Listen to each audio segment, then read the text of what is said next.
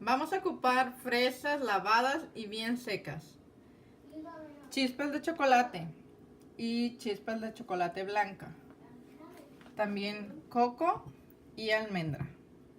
Hirviendo lo vamos a hacer el chocolate a baño María. Vamos a colocar en una bandejita, cualquiera que ustedes tengan a la mano. Y el chocolate depende de la cantidad de fresas que quieran hacer. En esta ocasión, para las fresas que yo voy a hacer, hice una taza de chocolate. Bueno, el chocolate ya está listo. Ahora vamos a sacarlo y hay que esperar a que se enfríe un poco. Ahora, en lo que se enfríe el chocolate negro, vamos a preparar de la misma manera el chocolate blanco.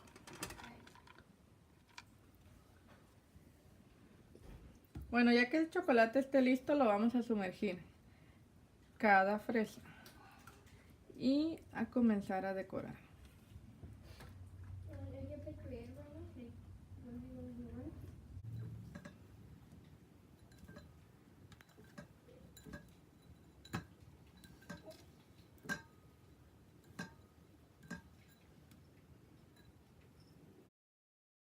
Y los vamos a ir poniendo en papel aluminio.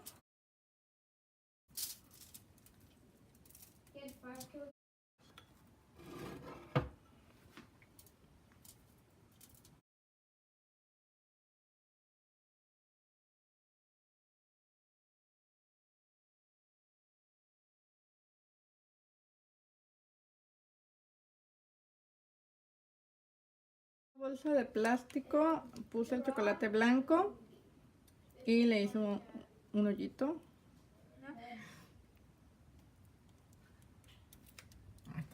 Así nos quedaron nuestras fresas y lo único que queda ya ahorita es poder disfrutarlas. Los esperamos en nuestro siguiente video.